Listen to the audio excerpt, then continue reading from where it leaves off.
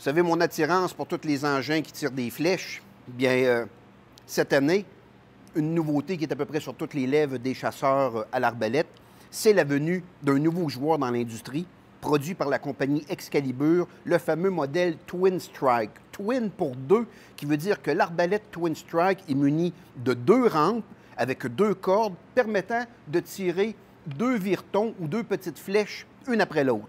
Chaque rampe, finalement, est munie de sa propre détente à l'intérieur d'un pontet qui permet au chasseur, finalement, de décider de tirer la rampe supérieure ou la rampe inférieure en premier. Donc, véritablement révolutionnaire. Mais la question que je me posais, c'est pourquoi un arbalète, finalement, qui tire deux viretons? Alors, les réponses, quand même, me sont venues de façon très logique. Le chasseur à l'orignal, par exemple, qui n'est pas satisfait de son premier coup et qui, finalement, de par ses vocalises, est capable de faire arrêter la bête lorsqu'elle s'enfuit, à ce moment-là, peut lui donner une fenêtre d'opportunité de tirer un deuxième vireton, cette fois-là plus vital.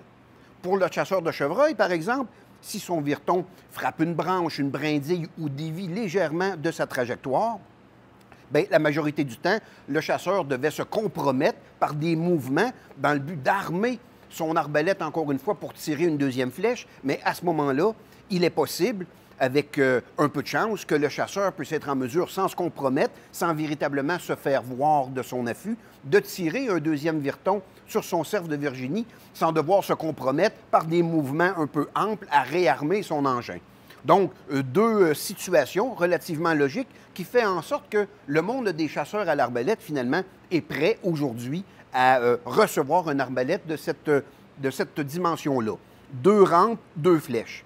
De dimension quand même assez intéressante, 25 pouces de large pour en faire une arbalète de 21 pouces une fois armée, qui rentre un peu dans les critères de manœuvrabilité et de pouvoir se faufiler en forêt sans trop de difficultés.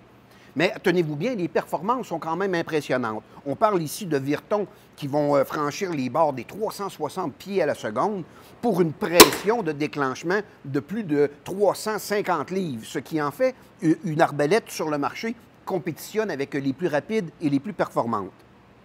Sécuritaire, ça va de soi, avec leur fameux système Ceasefire qui empêche les mises à feu à sec, un bouton de sécurité accessible autant pour les droitiers que pour les gauchers, et avec une arbalète si performante et avec ses attributs, évidemment, la compagnie munit l'acheteur de son fameux treuil breveté qui fait en sorte que l'armement de l'arbalète est de beaucoup simplifié.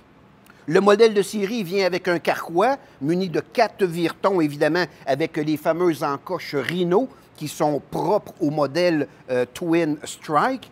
Et en plus, la lunette est de base, de série, préajustée, s'il vous plaît, très lumineuse, permettant des tirs à des distances quand même relativement confortables. Donc, une arbalète très bien conçue, selon la qualité qu'Excalibur nous a un peu habitués dans les dernières années. J'ai fait quelques tests au froid parce que le modèle est tout simplement tout frais sorti de sa boîte. Et maintenant, je rentre à l'intérieur pour tirer quelques flèches, pour me familiariser avec le fameux treuil et la lunette. Mais à cela, je dois ajouter que c'est un prototype qui est finalement inédit, qu'on attendait. Et finalement, Excalibur ici prend l'avance sur toutes les autres compagnies en nous proposant un modèle ici à deux rampes. Donc, c'est une grande nouveauté et je tenais à vous en parler.